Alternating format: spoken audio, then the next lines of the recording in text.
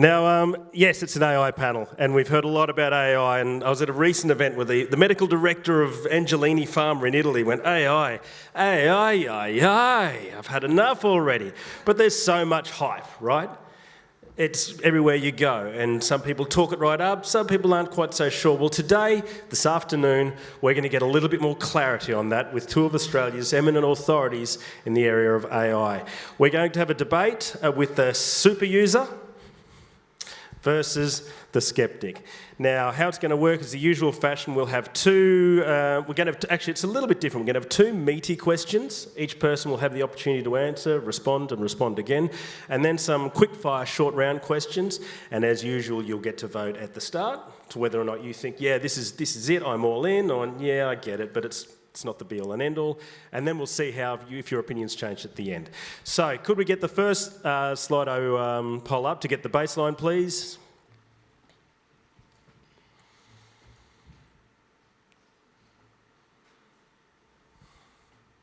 Very good. Get the phones out. This is the second last one of the day. You can give your QR scanners a break after the next one.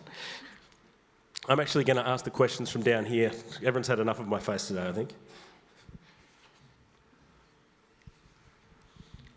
Ooh. Oh.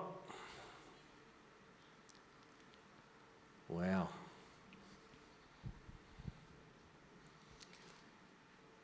Another couple of seconds. I think everyone's done a very good job over the past few days. Yeah, there's been some convincing people. Your phones have been listening. It'll just be AI in all your socials and your feeds for the rest of the week. Right, looks like about a 4/5 split to the absolutely super users. So yeah, Leiha, you've got the ball in your court. So we're actually going to lead off with you, Leiha, with the first question. And that is, it's around truth or trust. Can we rely on AI when accuracy is everything? So just a bit of context. It's a challenge that most of us have faced firsthand. Generative AI is now writing emails, slide decks, the summaries, customer insights faster than any of us could have ever imagined a year ago. For many, it's already a part of the daily workflow, but in an industry where a single misplaced claim can trigger compliance issues or patient risk, accuracy isn't a nice to have. It's a baseline. And we've all seen AI create the content that looks right, sounds credible, and yet when checked and scratched under the surface isn't entirely true. Sometimes it's a small factual slip, sometimes it's a confident fabrication. So my question, Leiha, is, can pharma really depend on AI-generated content and insights when accuracy and compliance are non-negotiable?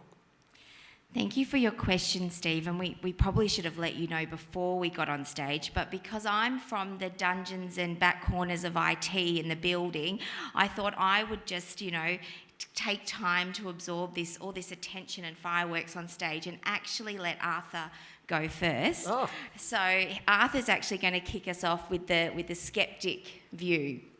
There we go. Thank you, Leiha. So I'm afraid you've all been fooled. I'm here to give you two good reasons why AI is a massive balloon, and I'm going to puncture it right now. So I'm going to give you two reasons why. One is called plausible fiction, and the other one is called model collapse. So we know that AI never sleeps. What happens to people when they never sleep? They make mistakes. So let's talk about three mistakes that you may have heard about already that are quite have reached the public knowledge. Number one, recently, Gemini, which is Google's chatbot, when someone asked them how to make pizza and how to make the cheese more sticky, suggested that they add glue to the recipe. The reason why it added that was because 10 years ago, someone on Reddit made a joke that you could add glue to a pizza recipe to make it more. In other words, the AI had no idea that it was a joke. It does not understand that context. Number two, someone on the stage yesterday mentioned the fact that recently Deloitte publicly humiliated itself because it used AI for a $440,000 project where the AI, the report, made up court cases and it made up references. Senator Deborah O'Neill, who during a Senate inquiry said it wasn't a failure of AI, it was a failure of human intelligence, and I'll come back to that in a second. The third reason that I want to talk about here, actually I'll skip that one, I'm going to jump to something called model collapse. More and more content on the internet is now created by AI. This concept is known as AI slop. We know that our AI models are trained on the internet. So what's happening now is that we have AI models that are being trained on junk food created by other AI models. It's like taking a photocopy of a photocopy of a photocopy and hoping to have a good result. Finally, the human intelligence piece. Senator Deborah O'Neill said it very nicely.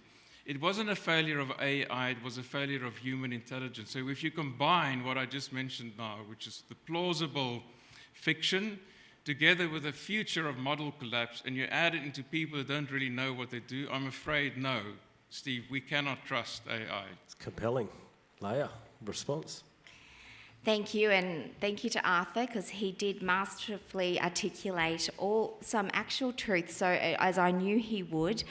And I think that's probably where our perspectives diverge, because his truths we can see as a barrier to us not taking action, which I think we all know from the past few days would be a risk within itself. But we can actually change that perception and see it as a real fundamental for us to work through the design principles of how we responsibly set up AI within our industry. And when I listen to Arthur's points, all of which are valid, I also want us to just take a time and reflect. And I attribute this to Mark Twain's quote where he says, "I'm a man, I've known of many great problems, but most of them never happened." And I do start to see a lot of this happening in the media, that it's not going to be, fingers crossed, the end of the world. AI has some wonderful opportunities to really make a difference in the work that we do, and most importantly, bring medicines to our patients faster.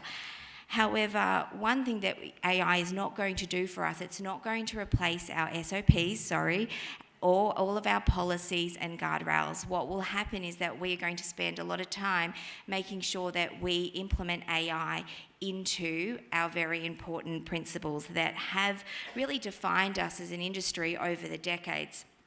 So I have absolute trust in every leader within this room that we all experience sleepless nights as we visualise what could be the worst case scenario, because we are the professionals in cautionary activity in our roles. We have learnt that we must always act with the patient being our first priority.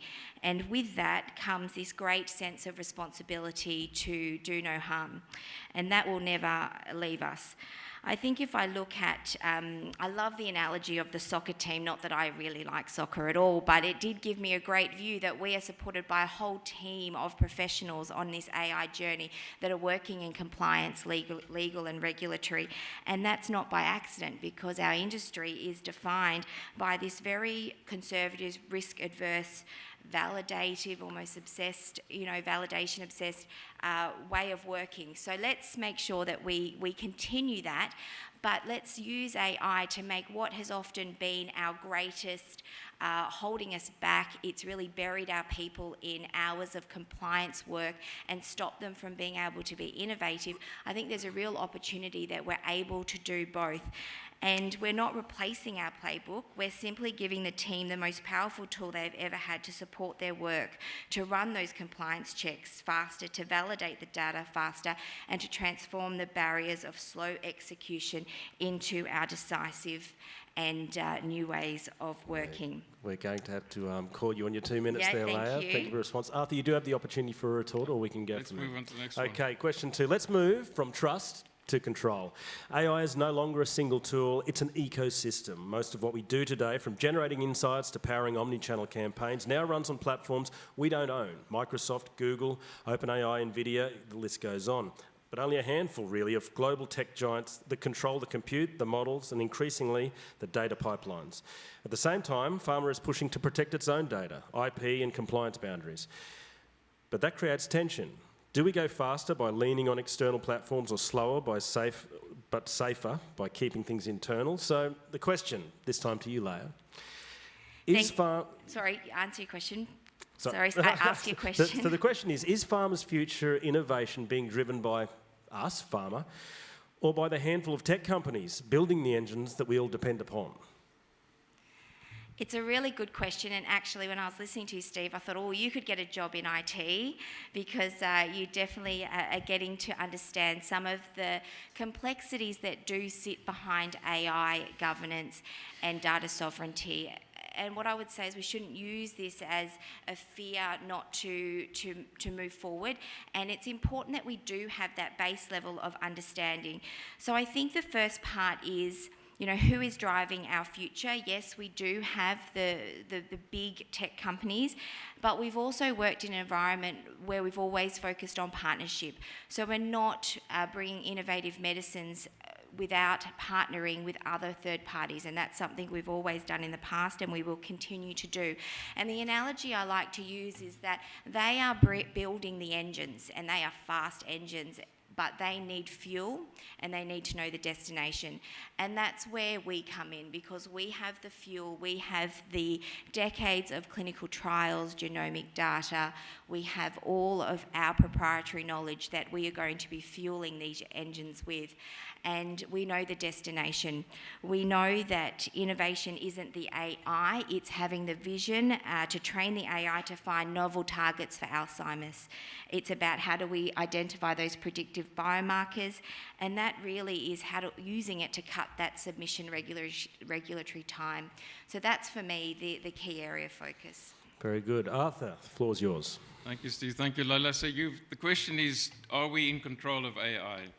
I'm afraid that this control of AI is an utter illusion for the following 5 reasons. Number 1, 3 companies control AI at the moment. Yesterday I showed you a slide that 85% of is ChatGPT effectively. Another 10% or so is Google maybe, and then the rest, 2 or 3 companies, the rest of the 5%. So this concentration risk in only 3 companies is a massive risk. Number 2, geopolitical risk. I showed you yesterday that GPUs are essential for the training of LLMs. Guess what? 1 company in the world makes all of the GPUs for NVIDIA. Is a company called TSMC, and guess where they are based? In Taiwan. Guess what country is right next to Taiwan? China. Guess who wants to invade Taiwan? China. Number 3, rare earths. China controls 85% of the world's rare earths. Guess who needs rare earths? Data centers, batteries, chips. Every single component that goes into AI, into the ecosystem, depends on rare earths, and China knows this, and they're controlling it. If you Google that, you'll see that in the last 2 weeks or 3 weeks, China said to the US, we are taking back our rare earths. Number 4, the supply chain. As I said to you, TSMC makes all of the GPUs. There's 1 company that makes something called lithography. It's a machine that they use to make the GPUs. There's only 1 company in the world that makes those machines, and it's a company from Belgium, a company called ASML. ASML, in turn, depends on 1 company called Zeiss to make them the very, very intricate components that goes into that machine. 1 single domino falls over and the whole thing falls flat. And the 5th argument I've already mentioned yesterday, electricity. We need 80, I'm going to repeat that slowly, we need 80 nuclear power stations in the US in the next 3 years. They've only built 3 in the last 20 years. Where is the electricity going to come from that's going to supply the data centers that they're going to build? So I'm afraid, Steve and Leiha, the concept that we are in control of AI is a complete and utter illusion. It's compelling. Leiha, you have the opportunity to respond, or we'll move to the quick fire. Okay, how do you respond to that? Well, I'm glad I work for Roche. We're Swiss, we're friends with every country, so that's a good start. How do I... Look, yes, nothing good has ever come without a lot of hard work and planning, and I think we will use AI. Yes, electricity, carbon neutral. My sustainability office has already asked me about, well, what about AI and all the electricity consumption? And what I say is, well, maybe AI is going to be the one tool and the only tool that will actually help us achieve a net zero target. And without it, we probably won't be doing that anytime soon. So like everything, there are going to be positives and negatives. And I actually love that Arthur brings these all to our attention, because we should be familiar with them, we should know them, and we should make sure that it forms part of our decision making. And we should all know that if AI does fail and we can't power electricity, that we will all still definitely be required to do our jobs as we do them now. So that's, for me, a take-home message. Very good retort there. Okay, we move on to the quickfire round. You each have 30 seconds, 1 minute to answer these as succinctly as you can. Data bias. AI health models often underperform for diverse populations. Can Pharma claim global equity if its AI is trained on Western data? Arthur. No, we can't claim equity for the reasons I explained earlier. So our LLMs are trained on basically Western world's internet. It's dominated by white Anglo-Saxon perspectives. It excludes about 70% of the world's population. So I'm afraid it is not equitable at all. And the AI reflects what it's trained on. Leiha. Yeah, so it's a great acknowledgement, but we're solving for this. We have ethical AI frameworks and governance in place now, and that is going to get stronger and stronger. And their role is to look for those data biases and work out how we solve for them. So I have faith that we will be able to move past that, just like we have in general data bias with clinical trials in the past. Jobs and skills, something everybody talks about. AI is reshaping workflows, entire roles. Will it elevate our workforce or hollow it out? Leiha. It will absolutely elevate our workforce, and like I said yesterday, I just hope that we are all the leaders in the room in 5 years' time, that our people are saying to us, I'm so glad I had that leader that really pushed me to step outside of my comfort zone and learn AI, and not be the people at the bar thinking, I wish I'd got on the AI train 5 years ago. Arthur. I think it's going to do both, Steve. I think it's probably going to elevate some people, and it will definitely hollow out other roles. I mentioned the agents that I've built that can do work that will take a person a day or two to do, it can do in 30 seconds. So there will be dramatic changes in our employment. Last night I had a fantastic chat with someone who works at Salesforce, who I think is quite close to this sort of stuff, and both of us agreed that we have no idea of what is going to hit us in the next couple of years, and it will hit our employment. Over the weekend I read an article that said that Amazon, who employs more than 1 million people worldwide, is thinking about firing 330,000 of those people in the next 3 or 4 years. That's 1/3 of their workforce. Okay, ownership and IP. Let's get into the legal nitty-gritty here. If an AI engine creates a new claim, message or model insight, who owns it? The AI is the instrument. It's not creating the music. It is still going to rely on our prompts, our data, and it's still going to rely on us to deliver the outputs. Yeah, that's quite an easy one. So AI is a tool. So if I have a hammer and a saw and some other tools, and I build a cabinet, the cabinet doesn't belong to the tools. It belongs to the person who built it. Same thing with the AI. There we go. Okay, we have 2 minutes left. So you each have a minute to make your case. Who would like? You guys are in charge in terms of the direction. Arthur, please, Your Honour. The question is, are we ready for AI? I've presented, I believe, very compelling reasons, starting with plausible fiction, going on to the example of model collapse. We spoke about the issues with electricity. We spoke about the issues with the supply chain, rare earths. We spoke about the geopolitical risk. We spoke about the fact that at best we are renting AI from 2 or 3 companies, and our interests are not aligned with those companies. So I believe that, in conclusion, we in pharma are probably not set up for what's going to hit us with AI, and we are not in control of it at all. And we're at the mercy of a couple of very small American companies. Definitely sceptical by any measure. Leiha, you can close it out. Okay.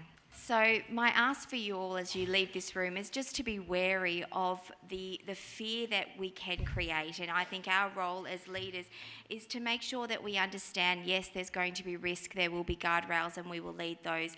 But the risk of not doing anything means that there will be companies that will discover drugs that will create life-saving medicines for our patients in the period of 6 months that might take us 3 to 10 years. They'll also have a clinical trial set up and completed before we have even got patient zero.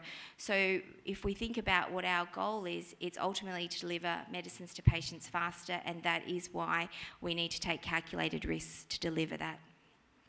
Wonderful. Okay, everybody, you've heard the arguments and the cases for Arthur, the skeptic, and Leiha, the superuser. I'm going to ask the guys to put the slide up again. And will Arthur have convinced some people, or has Leiha going to consolidate her lead? The Arthur's skeptics versus Leiha. It was 80-20, the baseline. Let's see how we end up now. Ooh. I wonder if Arthur, who is actually a super user, has softened his super user feelings after playing the skeptic. No comment. Well, I think, like the election, we can call this one early. It's pretty overwhelming. It's not who wins the debate, it's who moves the dial the most. And on this instance, we're going to award the win to Arthur.